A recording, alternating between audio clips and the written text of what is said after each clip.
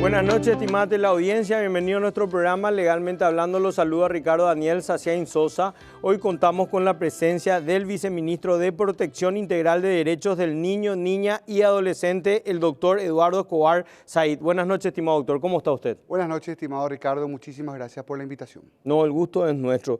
Querido doctor, hoy estaremos hablando de que en Paraguay se puede implementar una figura como la prisión permanente revisable. ¿Qué significa realmente eso? ¿Cuál es su alcance? Pero antes de eso, mi querido doctor, te voy a pedir por favor que te presentes a nuestra teleaudiencia y que nos cuentes tu trayectoria y cómo llegaste a viceministro. Bueno, muchísimas gracias por la invitación nuevamente, ¿verdad? Realmente, ¿verdad? Yo soy abogado, egresado de la Universidad Nacional de Asunción, tengo una especialización en la Universidad de Salamanca, tengo una maestría en justicia criminal por la Universidad Carlos III de Madrid. Lancé un libro sobre abuso, sobre el tema referente al tema de abuso sexual en niños. Soy docente también de posgrado en la Universidad Americana, docente también de grado en la Facultad de Ciencias Sociales de la Universidad Nacional de Asunción, en la Cátedra de Legislación Social y Derechos Humanos y también en otras casas de estudio, ¿verdad? Pero llegué a este cargo, ¿verdad?, ya hace 6 años, hoy bajo la confianza del ministro Walter Gutiérrez, con el que formamos un gran equipo, ¿verdad?, porque nos complementamos. Él también es abogado, ¿verdad? Justamente ya entrando sobre el tema, ¿verdad?, hacemos un gran equipo porque estuvimos debatiendo este tema. Su expertise es el derecho constitucional. Aparte de los derechos de la niñez, el derecho constitucional, y de lo mío, aparte de niñez, el derecho penal. Entonces allí estuvimos analizando todo lo que implica la prisión permanente revisable y llegamos al entendimiento de que sí, es factible. No solamente debe ser factible, sino que yo creo que es algo necesario. En menos de 30 o 40 días tuvimos 2 menores asesinados, feminicidio. Nuestra situación real en Paraguay, yo siempre mantengo, tenemos una pandemia de violencia doméstica y familiar y de feminicidios. Esa es una situación real a la que pedimos siempre a las autoridades hacer algo. Destaco que el ministro Walter Gutiérrez es una persona muy proactiva. Por eso cuando lo escuché hablar de esto y te escuché hablar también a vos, doctor, hice la invitación para que nos cuenten cuál es la reacción desde el gobierno ante esta pandemia de violencia que tenemos. Entonces, mi querido doctor, si nos puedes explicar, por favor, acuérdate en un castellano simple, porque tenemos nuestra teleaudiencia, varios no son colegas. Entonces, ¿qué es la prisión permanente revisible? ¿Qué es? La prisión permanente revisable es imponerle un castigo a un ciudadano que cometió algún hecho punible grave, ¿verdad? Homicidios múltiples, casos de abuso sexual con homicidio, casos de terrorismo, ¿verdad?, casos que escapan en su brutalidad, ¿verdad?, a un tratamiento normal de un hecho punible menos grave. Entonces allí es donde el sistema penal, ¿verdad?, en otros países ya se ha ayornado, ya se ha adecuado y ha establecido que para ciertos individuos, ciertas personas que cometen estos hechos punibles excesivamente graves, se le impone una pena elevada, y esa pena elevada otra vez, para que recobre su libertad, esa persona está supeditada a ciertas conductas que haya tenido en la penitenciaría y ciertos exámenes también psiquiátricos, psicológicos, ¿verdad? Entonces se lo perfila si esa persona, antes de cumplir esa condena, en España, por ejemplo, es hasta 25 años, si esa persona está apta para reinsertarse a la sociedad. Entonces, si dice sí está apta, perfecto, sale en libertad. Pero si no está apta, entonces allí queda todavía, ¿verdad?, en prisión, queda todavía privado de su libertad y puede solicitar una revisión de esa condena para salir en libertad luego de 2 años. O sea que sería como una junta con un médico, con un psicólogo, con un psiquiatra, ¿quiénes formarían, o sea, quiénes revisan? Sí, en el caso de español es el juez de vigilancia, ¿verdad? En el caso de Paraguay sería el juez de ejecución, ¿verdad? Su símil. Pero allí es donde no es que se arma una junta, ¿verdad?, sino que se traen a colación todos los instrumentos, todas esas herramientas, ¿verdad? Todos esos informes, tanto de la penitenciaría, los estudios psicológicos, psiquiátricos, el reporte del establecimiento penitenciario, y se conforma ahí en el expediente judicial todas esas herramientas, y es el juez de ejecución, en este caso en Paraguay, el que tendría que evaluar la pertinencia en base a ciertos parámetros preestablecidos de si es factible o no la salida en libertad de esa persona. ¿Cuál es el mecanismo utilizado hoy? Hoy en día en Paraguay, ¿verdad? Se te condena a una expectativa de pena, la máxima que tenemos de 30 años más 10 años de seguridad, de medida de seguridad, que es lo máximo que podemos llegar. Entonces, en todo caso, nosotros necesitaríamos una adecuación normativa para poder implementar esto en nuestro país. ¿Qué nos hizo pensar en esto, querido viceministro? O sea, ¿qué trajo a colación esto? La brutalidad de los crímenes. La brutalidad. Gracias por tu honestidad. Sí, la brutalidad de los crímenes, ¿verdad? Porque estamos viendo niñas, adolescentes, mujeres, ¿verdad? Que están siendo asesinadas, ¿verdad? Y ahora con este último caso que ocurrió en Cazapá, no es lo que ocurrió el caso en el sentido de la pérdida de la vida, sino que era un error que era evitable. Un error judicial desencadena poner en riesgo a esta niña que ya fue víctima y se la asesina. Entonces es más grave aún, ¿verdad? Entonces es complicado, y creo que nosotros, ¿verdad? Como Estado mismo, ¿verdad? Tenemos que hacer una evaluación de qué es lo que estamos haciendo y a quiénes tenemos que proteger. Y acá traigo a colación un poco el artículo 20 de la Constitución Nacional, que habla sobre los fines de la pena. Los fines de la pena son dos: la readaptación del condenado y la protección de la sociedad. Y no hay una prevalencia de uno sobre otro. Los dos están en una misma balanza, en el mismo nivel. Entonces nosotros también tenemos que hacer valer los derechos de las personas que estamos comportándonos bien en sociedad, ¿verdad? Porque a nosotros también se nos tiene que proteger de esas personas que son inadaptados sociales, que cometieron crímenes atroces y que pueden representar un riesgo para nosotros mismos o para nuestras familias. Claro, yo siempre digo que el derecho es el conjunto de normas vigentes que regulan el comportamiento humano en sociedad. Y evidentemente hay una buena cantidad de seres humanos que no se pueden adaptar a las reglas sociales de nuestra sociedad, por lo tanto deben estar privados de su libertad.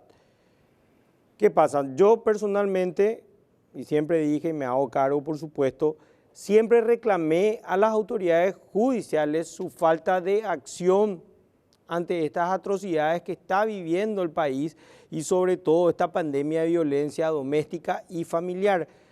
Entonces, ¿qué pasa? La respuesta viene de totalmente otro lado, de otro ministerio, pero recordemos, y para hacer un paréntesis, mi querido doctor, la pena privativa de libertad en el tema de la parte de violación, por así decirlo, subió. La tipicidad subió. ¿Cuál fue la reacción? ¿Cómo se dio eso? Sí, o sea, contándonos el origen, mi querido doctor, cómo arrancan y cuál es el día de hoy, cómo eso surtió efecto. ¿Fue positivo, no fue positivo? ¿Cómo se comportó? Sí, el artículo 135 A y B, ¿verdad? Nosotros teníamos la necesidad de, justamente porque había una deficitaria redacción que ya venía con una laguna de varios años, ¿verdad? Habíamos conversado antes de entrar al aire, ¿verdad?, de que tenía ciertas lagunas. Una de ellas, por ejemplo, era, además de las penas, en el 128, el bien jurídico protegido en el abuso sexual en niños decía que era la autonomía sexual. Y ahí había un error de congruencia porque los niños y las niñas no tienen autonomía sexual. Porque son niños. Porque son niños. Ellos tienen indemnidad sexual. El bien jurídico protegido en los niños y niñas es la indemnidad sexual. ¿Qué significa la indemnidad? La inocencia, el candor de ese niño o niña. Los que sí tienen una cierta autonomía sexual progresiva, obviamente, son ya los adolescentes. Claro. Y los que tienen una ya autonomía sexual plena ya son los adultos, ¿verdad? Esa diferenciación no estaba contemplada en el Código Penal nuestro. Desde el 97 que estaba ese error. Y nosotros ahora corregimos, por eso no fue solamente un mero aumento de pena, sino también una corrección de un bien jurídico protegido. Es más, imagínate que esto hubiera sido utilizado en forma perniciosa por alguna defensa y decir que un niño o niña buscaba luego, ¿verdad?, tener un contacto consentido con un adulto. ¿Por qué? Porque el bien jurídico protegido era la autonomía sexual. Reconocía nuestro código de penal, reconocía la autonomía sexual de los niños. Estaba mal. Obviamente que yo sepa, ¿verdad?, nunca se dio una interpretación de ese tipo en nuestros juzgados, ¿verdad? No descarto tampoco. Pero que yo tenga conocimiento, no. Pero eso no podía seguir estando allí. Imagínate que nos damos cuenta de eso y corregimos eso después de casi llegamos a los 30 años de eso. Y ahora ahí trabajamos con el doctor, con la senadora Lizarela Valiente en la Comisión de Familia, Niñez y Adolescencia. Trabajamos también con representantes de la Defensa Pública, con representantes del Ministerio Público. También nos ayudó el doctor Manuel Guanes Nicoli en esa redacción, ¿verdad? Se armó un buen equipo de juristas y salió una redacción que, por una parte, corrige el 128 en esa adecuación. Definimos lo que es coito también. Porque solamente, y perdón por la expresión a la gente que nos está viendo, ¿verdad? Pero no, por favor. Para ser técnicos, ¿verdad? El coito estaba definido solamente como la penetración de pene y vagina. Y no estaba contemplada la penetración anal o bucal, por ejemplo. Entonces, o la introducción de otros objetos. Entonces, si se restringía el significado propio del coito, muchos abusadores sexuales podían quedar libres por esa falta de contemplación. Pues es la laguna de ley, que es una locura, claro, que uno dice, pero no, espera, esto no es cierto. Sí, es así, porque la ley es así. Así mismo, en virtud al principio de legitimidad, de legalidad, ¿verdad? Entonces, allí es donde hicimos todas esas correcciones, hicimos una reingeniería de todos esos artículos de cómo van funcionando y logramos una redacción muy, muy ayornada a los tiempos. Y elevamos las penas, elevamos el piso, también elevamos el techo, ¿verdad? ¿Qué significa eso? Elevamos el tiempo mínimo que puede estar una persona por cometer un abuso sexual, que ya es 5 años. Ya es un crimen. Desde el tipo penal base ya parte como el límite máximo como un crimen. Y hasta 18 años y después consecutivamente, ¿verdad? Hay ciertos agravantes que los introdujimos que van llegando hasta la expectativa máxima de 30 años. ¿Cuáles son esos agravantes, doctor? Ser hijo, que haya abusado de un hijo biológico, un hijo adoptivo, una persona que tenga la guarda judicial, un niño que esté bajo sobre el cual se ejerció un cierto poder de superioridad. También introdujimos también el tema del entorno afectivo cercano, ¿verdad?, como agravante. ¿Por qué? Porque a veces, por ejemplo, era la familia ampliada y el entorno afectivo cercano. Porque a veces no eran los padres, sino que eran, por ejemplo, el tío, la tía, el abuelo. Era gente que podía abusar del entorno, era el padrastro, ¿verdad?, que no era su pariente biológico, claro, o sanguíneo, ¿verdad?, pero que sí estaba en el entorno. Era famoso el compadre, el tío que está, el vecino, ¿verdad? Gente del entorno afectivo cercano, entonces también ahora tiene un agravante sobre ellos. Los profesores, ¿verdad?, personas que tienen a su cargo el cuidado de los chicos y abusan de ellos. Entonces, todos esos agravantes nosotros lo formulamos y se ha promulgado eso el año pasado con presencia del presidente de la República. Tenemos una de las penas más altas a nivel de la región y eso es muy importante porque da también una señal clara de que el Estado paraguayo se muestra intolerante ante este tipo de situaciones. Cierto, muchas veces yo soy, como les dije, soy penalista.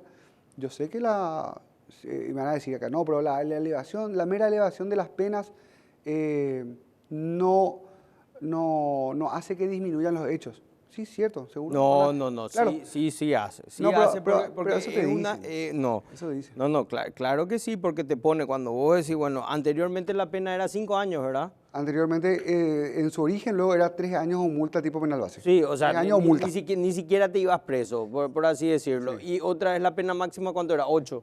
Sí, algo así, por ahí. Era 8, sí. No. Sí es una alerta. ¿En qué sentido? La persona que va a cometer un acto como eso siempre tiene dolo. ¿Qué es eso? La intención de abusar de un menor de edad. Y yo siempre digo, este es un programa que dice lo mejor del derecho, y este caso o este tipo de situaciones es horrendo hablar de esto, pero es importantísimo entender que el gobierno tiene una postura clara que no va a permitir o va a tratar por lo menos de poner una pena máxima para que estos hechos bajen.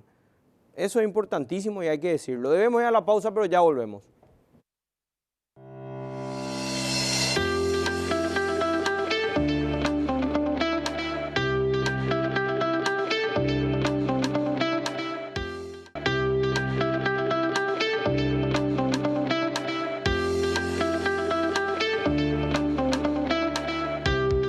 Seguimos nuestro programa Legalmente Hablando con la presencia del doctor Eduardo Escobar Saiz, viceministro de Protección Integral de Derechos del Niño, Niña y Adolescente. Mi querido doctor, yo creo que es sumamente persuasivo, me mantengo en que la pena máxima hoy en día sea más del doble de lo que era anterior, es persuasivo y es para que una persona que va a cometer un acto de abuso en menores, porque hay dolo, siempre hay dolo, no puede no haber dolo en algo como eso, creo yo, a mi humilde opinión, diga, me voy a ir preso un montón de tiempo y se merece ir preso todo el tiempo que se pueda bajo las leyes, por supuesto, pues no somos una dictadura, lastimosamente en este tipo de casos.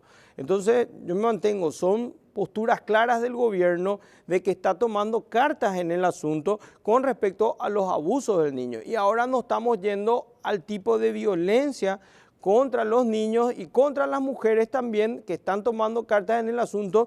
Y quiero saber, mi querido doctor, con el tema de la prisión permanente revisable, ¿cómo les fue en los ejemplos internacionales que tenemos? ¿Cómo les ha ido a ellos? Sí, así mismo, ¿verdad?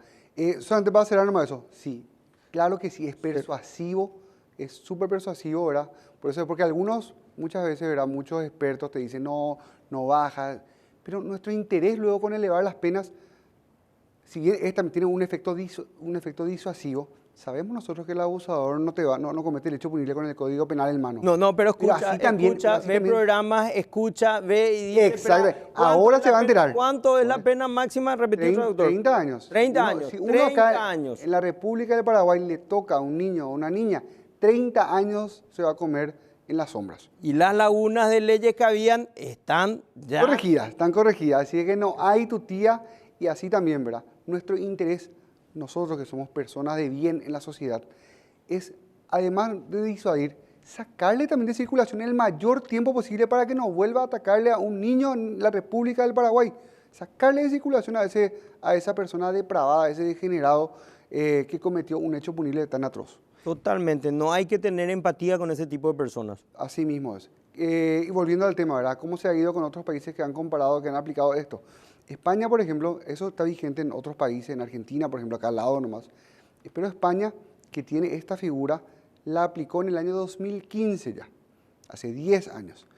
Ellos tienen más o menos a esta altura 50 condenas sobre esta figura. Y ellos son 50 millones de habitantes. Pero ¿en qué casos se aplicó? En casos de homicidios múltiples, en casos de terrorismo, en casos de extrema gravedad y de extrema violencia. Eso hay que aclarar muy bien a la ciudadanía. No es para todos los casos, esto es para los casos de extrema violencia, sumamente graves, que salen del parámetro de lo tolerable. O sea, ningún crimen es tolerable, pero esto sale luego fuera de toda cuestión que podamos luego imaginar, ¿verdad? Entonces ahí se aplica, son 50 casos en 10 años. Hay muchas, yo también lo digo, ¿verdad? Uno puede ver los medios españoles, hay mucho debate también jurídico, ¿verdad? Entre los propios juristas en España, desde antes de su promulgación y posterior a su promulgación. Yo recuerdo cuando estaba ya en clase en la maestría, ya por el año 2017, ya se debatía incluso allá la constitucionalidad de eso. Todo quedó, es más, ahora estuve releyendo, actualizando un poco las posturas jurídicas, y el Tribunal Constitucional de España, ¿verdad?, se ratificó e incluso perfeccionó, ¿verdad?, con la jurisprudencia, perfeccionó incluso algunas lagunas que ellos tenían. O sea, el Estado español se ratificó en su aplicación en la prisión permanente revisable y ello está también amparado por el Tribunal Europeo de Derechos Humanos. ¿Qué es lo que les dice a ellos, ¿verdad?, el tema de los derechos humanos, sus órganos de derechos humanos? Le dicen que tiene que haber, para las penas largas, tiene que haber una expectativa real de libertad. para el condenado. Es lo principal que se te pide, que se le pide a los estados, que haya una expectativa real de libertad. ¿Cómo se subsana eso? Con las evaluaciones que yo te referí. Claro. Y si está óptimo para salir, perfecto, te rehabilitaste, ahora ya saliste, Juancito, ya te rehabilitaste, hiciste todo bien en la cárcel, te comportaste bien, tuviste buena conducta, entonces puedes salir sin riesgo para la sociedad. Ahora bien, si no estás apto, Te quedas. te quedas. Que me parece súper bien. Y bajando ese ejemplo, en Argentina hay, no sabía. En Argentina también hay, ¿verdad? ¿Cómo le fue? Y sigue vigente, ellos tienen incluso antes de España, ¿verdad? Lo tienen, y es así, con esa modalidad de la revisión, ¿verdad? Y también lo tienen vigente y se le aplica a todos, ¿verdad? O sea, se aplica en los casos extremadamente graves y nosotros también podemos hacer. Y nosotros ni siquiera necesitamos una reformulación de nuestro texto constitucional.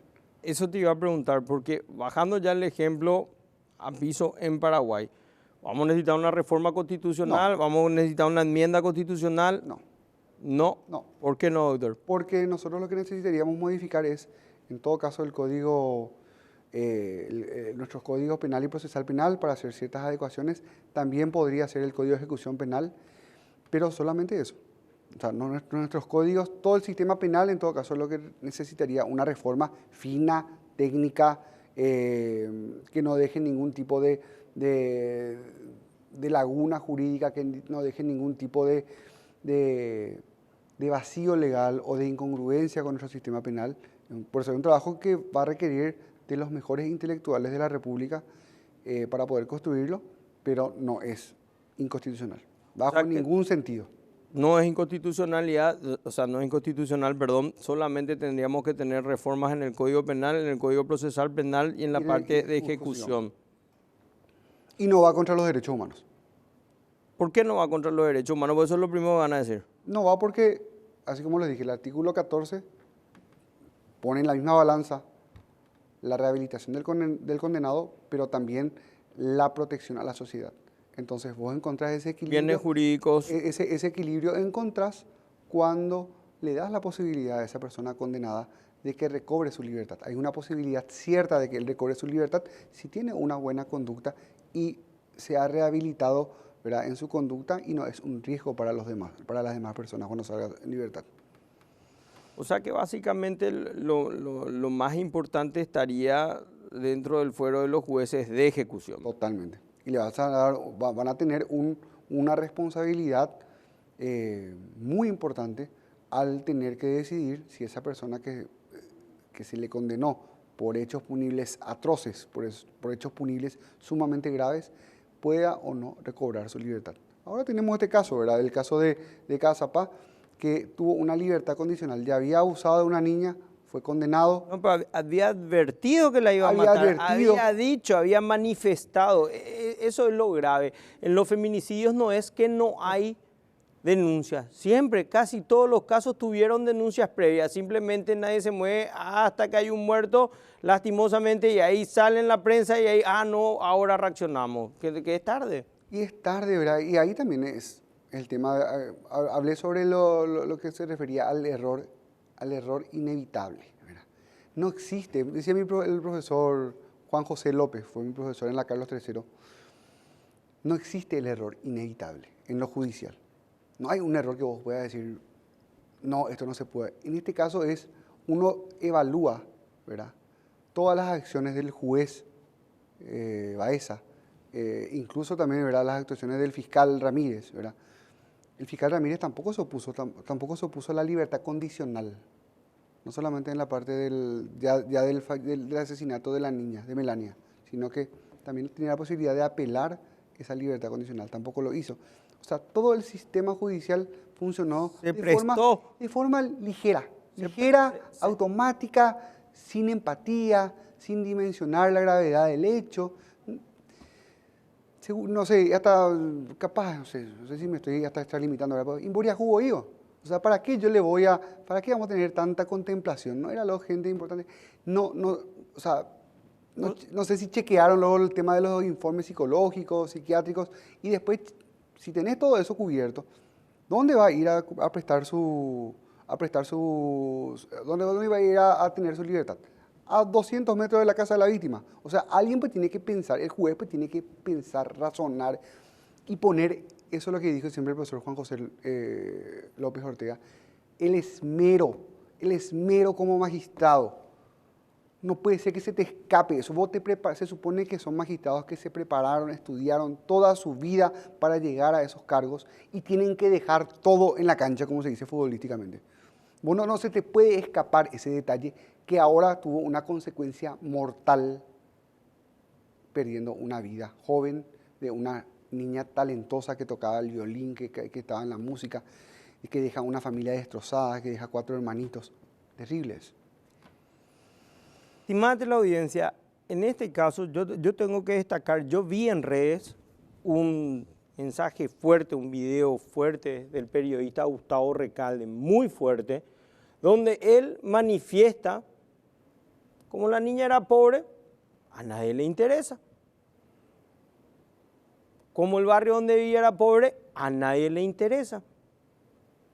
Como la familia no tenía los recursos necesarios para que el Estado o los jueces velaran por su seguridad, dejaron simplemente de lado y se prestó todo el aparato judicial, porque lastimosamente las palabras que creo que serían más adecuadas es que el aparato judicial fue cómplice de este asesinato.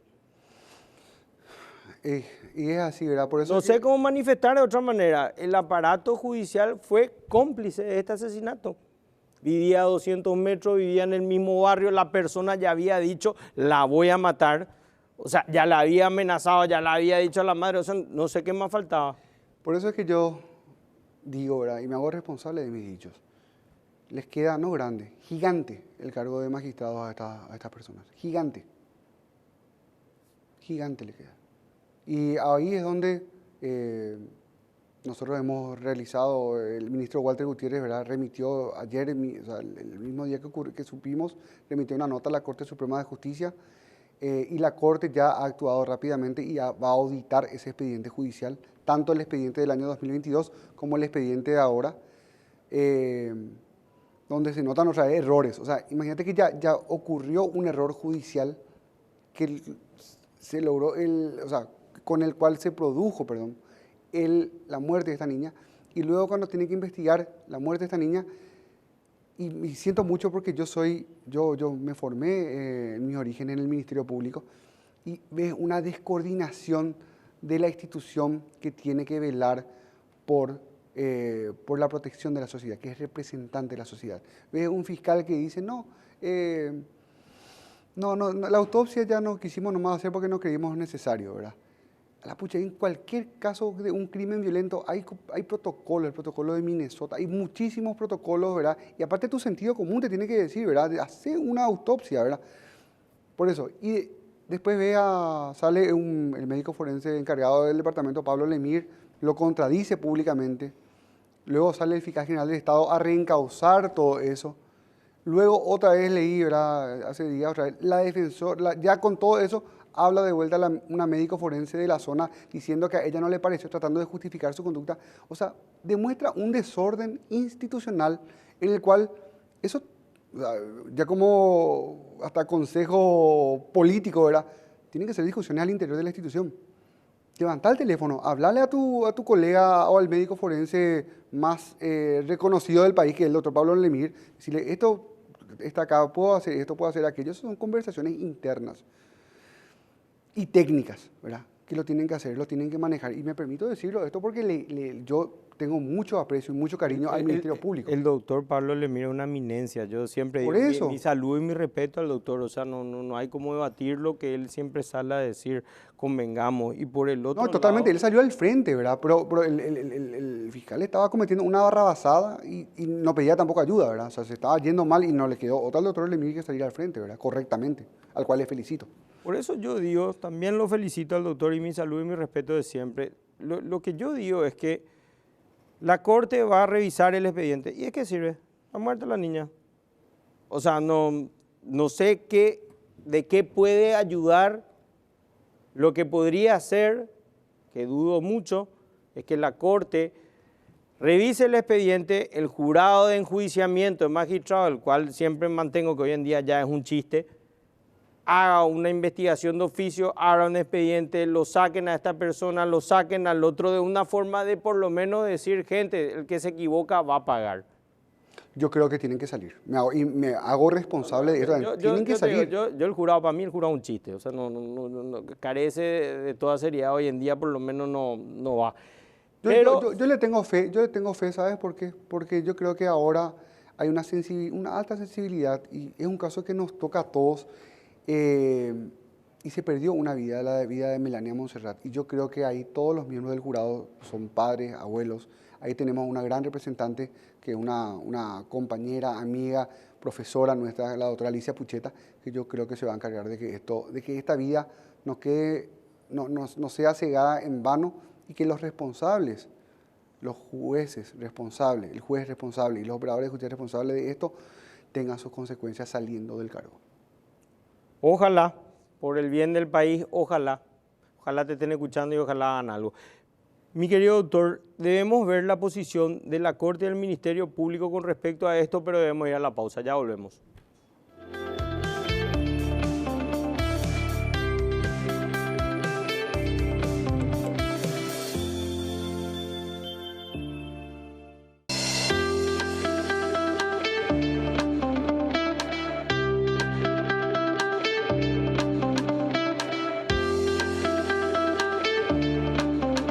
Seguimos nuestro programa Legalmente Hablando con el doctor Eduardo Escobar Said.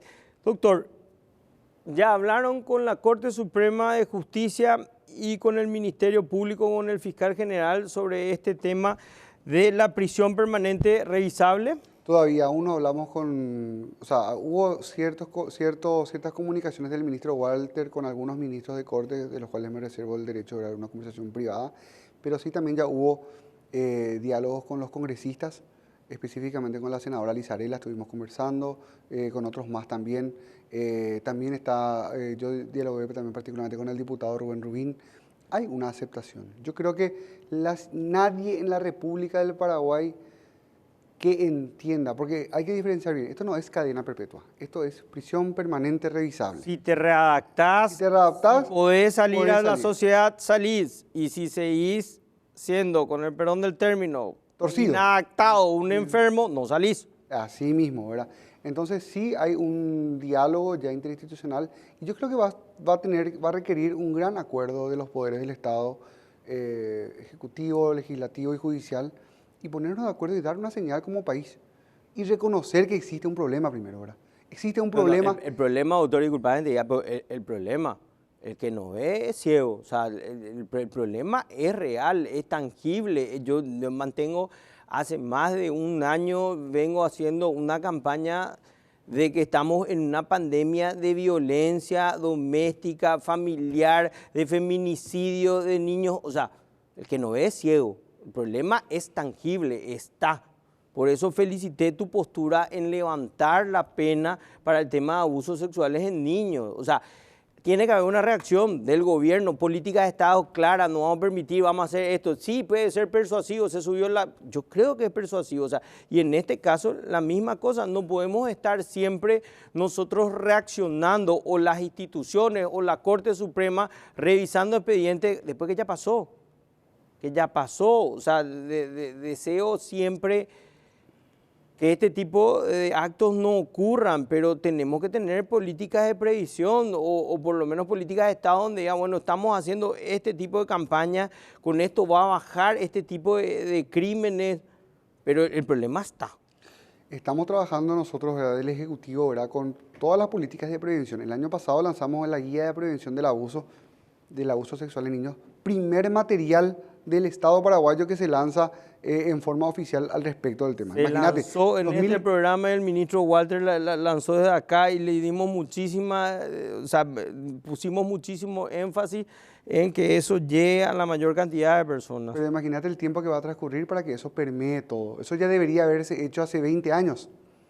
Ahora, está bien, arrancamos ahora, pero eso va a tener un impacto de acá a 10 años, va a ser 5, 10 años, va a ser medible en su impacto real, que esa es una herramienta de defensa de los niños.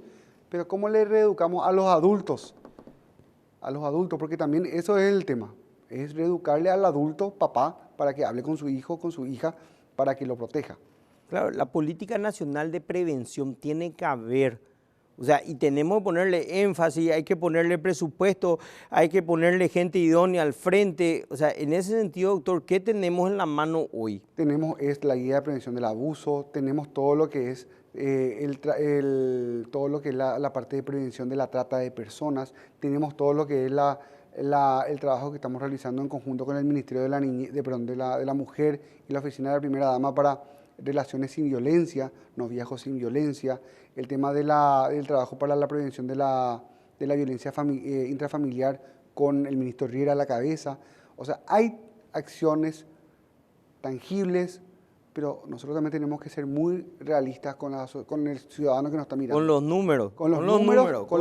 Pues los números no mienten. Es como yo siempre digo, Sí. vos puedes dar un lindo speech, puedes tirar todo Totalmente. lo que vos quieras, pero si los números... Los números son altísimos. Creo que hay más o menos hay 30.000 casos en los últimos 5 años y es terrible lo que hay. Pero todo eso es... Violencia doméstica tenemos un promedio de 123 casos por día. Sí, Es muchísimo. muchísimo. Es muchísimo, una locura. Pero si vos analizás las causas, ¿por qué se da eso?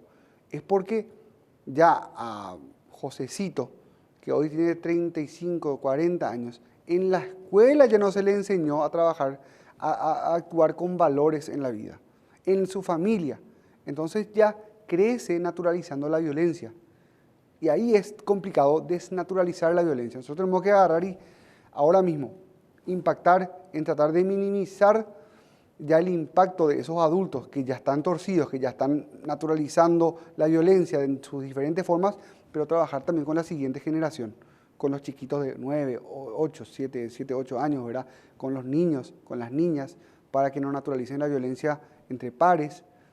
Ahí está también el otro foco que tenemos que hacer para que después dentro de 10, 15, 20 años, los que vienen después de nosotros nos digan, a la pucha, Eduardo y Walter o el gobierno no hizo nada en su época. Ahora estamos sembrando la semilla, vamos a cosechar de acá a 10, 20 años, pero ya la estamos iniciando. Yo digo que siempre me mantengo que en este programa, la senadora Lizarela, el diputado Ruiz, o sea, todos tienen un espacio para una causa tan noble como esta, porque hay que hacer algo, un granito de arena. Porque yo no puedo hablar por la sociedad paraguaya, pero sí me pongo en mi rol de ciudadano y yo quiero una mano dura con esto. Los números son alarmantes, o sea, la acción tiene que ser durísima, o sea, tiene que haber una respuesta durísima por parte del Estado.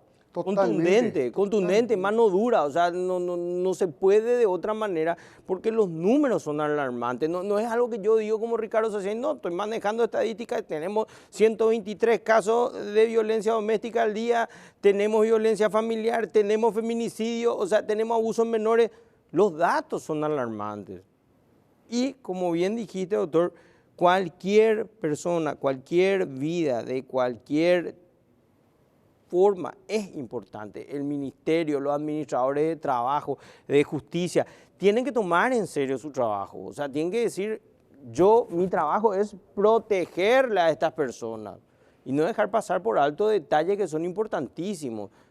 En esta materia de prevención yo creo que es excelente para muchos años, pero hoy la respuesta tiene que ser mano dura, para los números de hoy.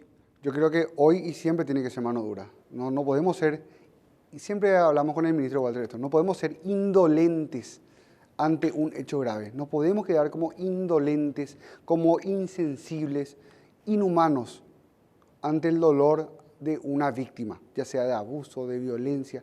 Nosotros tenemos que mandar señales claras no del Ejecutivo solo, desde el Estado, y el Estado somos todos. Entonces ahí es donde nosotros tenemos que mostrar que en el Paraguay se castiga en forma ejemplar a estas personas que no pueden convivir sanamente en nuestra sociedad. Y ahora, doctor, como yo digo, voy a ponerme de abogado del diablo, porque va a pasar. Sí. Y van a decir, no, esto es una materia y un programa de populismo penal. ¿Por qué no es? No es populismo penal porque la ciudadanía también, y eso ya lo decía también el profesor Klaus Roxin, ¿verdad? para los penalistas un grande del derecho. Sí. En un libro, en uno de sus libros decía justamente, ¿verdad?, que la impunidad genera también un daño terrible para la percepción del derecho penal ante la sociedad. Nosotros tenemos que combatir la impunidad. La sensación de impunidad es el peor enemigo. Nosotros no podemos tener una respuesta penal débil porque la propia ciudadanía se va a ver desvalida ante este tipo de situaciones, se va a ver consternada. Yo creo que es la situación actual. Y ya no va a confiar en el sistema de justicia, que es lo que se está perdiendo. La impunidad genera desconfianza y la desconfianza hacia el sistema de justicia. Y nosotros no tenemos que perder eso. Nuestros pilares es el tema de que existan sanciones severas y justas en nuestro país. Y yo creo que cuando hay crímenes atroces, tienen que haber sanciones justas, pero súper severas, para ser ejemplificadoras, pero también para protegerle a nuestra sociedad. Y yo soy padre de familia, yo no quiero también que salga un condenado por abuso y vaya, hoy es Melania Montserrat, mañana puede ser tu hija, mi hija. Mañana puede ser sus hijos, estimada teleaudiencia, es lo que yo siempre digo, hoy me puede tocar a mí, pero no hay que pensar así. Uno tiene que ver que mañana podría ser usted el que sea víctima de esta atrocidad y de este crimen contemplado y llevado de la mano desde una negligencia, quiero decir que no es dolosa por parte del Poder Judicial, pero sí acompañó y sí es cómplice, no veo otra manera de decirlo. Y tiene que tener las consecuencias al respecto. Totalmente. Me ratifico yo. También poniéndome como abogado del diablo me doy la vuelta y te digo, no, pues esta es una medida arbitraria, esto es arbitrario, es excesivo. Ya estoy tirando todo lo que van a preguntar, por eso en zona de este programa si es desproporcional, es arbitrario, es excesivo. Entonces, ¿por qué no es? Porque tenemos que dar los dos puntos de vista a nuestra teleaudiencia. Que me digan dónde es arbitrario si vamos a hacerlo en el marco de un diálogo. O sea, que me digan que es inconstitucional, no lo es. No es, ya aclaraste. No lo es, ¿verdad? Se aplica en otros países de la región que se rigen bajo el mismo paraguas de derechos humanos convencional, ¿verdad?, de nuestra región, incluso, ¿verdad?, del sistema interamericano, ¿verdad?, y también tenemos el modelo del sistema europeo. Entonces, es aplicable. O sea, eso ya está descartado. Ahora bien, ¿es arbitrario? No, porque va a ser en el marco de un consenso interpoderes. Poder legislativo, poder judicial, poder ejecutivo. Entonces, ahí no va a ser arbitrario. Ahí van a tener voz todos para construir eso. Y los representantes de la sociedad que tienen la última palabra, ¿quiénes son? Los legisladores, que son electos por el voto popular, diputados y senadores. Entonces no va a ser arbitrario, estamos en una democracia y se va a debatir. Ya lo hemos dado muestra de eso ya con la elevación de penas en el 135 del año pasado, con una construcción con miembros de la sociedad civil. Y ahí es donde también y va a ser inhumano, ¿no? No va a ser inhumano, ¿por qué? Porque vos le das una expectativa real de que recobre su libertad bajo ciertos parámetros que no representen un riesgo para otras personas de bien en la sociedad. Yo no le encuentro ninguna debilidad. En un castellano simple, estimada de la audiencia, cuando hablamos de desproporcional o arbitrario, recuerden que es una revisión. Quien fue redactado y tiene una conducta normal, sale. Quien no puede salir es quien no fue redactado para poder vivir en sociedad donde usted se debe sentir a salvo. Yo y cualquier persona y cualquier menor y todos. Por lo tanto, Paraguay, yo creo, doctor, que Paraguay está madurando con respecto a este tipo de penas que se merecen, penas duras las personas que cometen este tipo de crímenes. Y yo realmente quisiera pensar, porque no puedo hablar por la sociedad paraguaya, pero sí hablo por mí, yo creo, personalmente, yo exijo mano dura con respecto a esto. No hay otra, porque ¿qué vos le decís, doctor, a los padres de estas personas que sufrieron abuso o a los padres de estas personas que fueron asesinadas vilmente? ¿Qué le puedo decir? Y ya es difícil. Aún como padre quisiera decir, bueno, por lo menos el Estado está tomando cartas en el asunto, hay una voluntad política real. Y explicarle eso, doctor, por si no está viendo alguna de estas personas, ¿por qué hay una voluntad política real de cambiar esta situación? Porque el lineamiento del señor presidente de la República, Santiago Peña, de nuestro ministro Walter Gutiérrez, es escucharle a la ciudadanía y no ser indolentes ante el sufrimiento del ciudadano, ante el sufrimiento de los demás. Y más aún, con mayor énfasis para nosotros que estamos bajo esa confianza dentro de esta cartera de Estado del Ministerio de la Niñez y la Adolescencia, algo que siempre nos dice, nos reitera el ministro Walter, no ser indolentes, ser sensibles, ser empáticos, ¿verdad? Entonces nosotros necesitamos mostrar esa voluntad política para hacernos eco de que nosotros no somos un Estado que es indolente ante el sufrimiento. Ese es el mensaje que nosotros tenemos, esa es la premisa con la cual nosotros nos manejamos y en base a eso construimos todo lo que es programas de prevención, programas de atención integral y también estamos trabajando, ¿verdad?, en la generación de nuevas legislaciones como el tema del abuso sexual, ¿verdad?, el aumento de penas, y ahora también ponemos sobre la mesa la necesidad de que analicemos la factibilidad, la aplicación de la prisión permanente revisable. Excelente, mi querido doctor. Magistral la charla y estimada la audiencia, yo mantengo siempre, hoy le puede pasar a una cierta persona, me puede pasar a mí, mañana le puede pasar a usted o a cualquier miembro de su familia.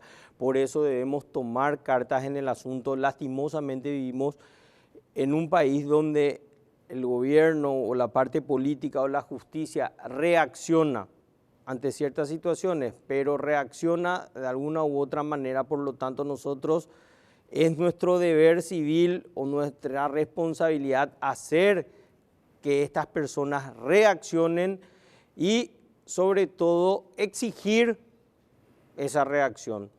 También felicitar cuando las cosas son buenas. Yo siempre digo, este es un programa que trata de hablar por lo menos de lo mejor que pasa en nuestro mundo del derecho y en otros énfasis como este. Felicitar, doctor, mis felicitaciones para el ministro Walter también, para la senadora Lizarela, para el diputado Ruín, y espero que podamos llegar a un buen puerto y que den esa seguridad que nos merecemos todos y no seguir viendo esto en tapa de diario, que esto sea algo del pasado, que quede en el pasado, en el Paraguay de ayer. Tenemos que erradicar la violencia en nuestro país, tenemos que erradicar y tenemos que trabajar en todos los frentes. Es una guerra contra la violencia y nuestras armas son los valores entre los cuales se encuentran el respeto a las personas, pero también la empatía hacia las personas. Entonces, tenemos que recobrar esos valores que en la familia muchas veces se daban y hoy día estamos perdiendo.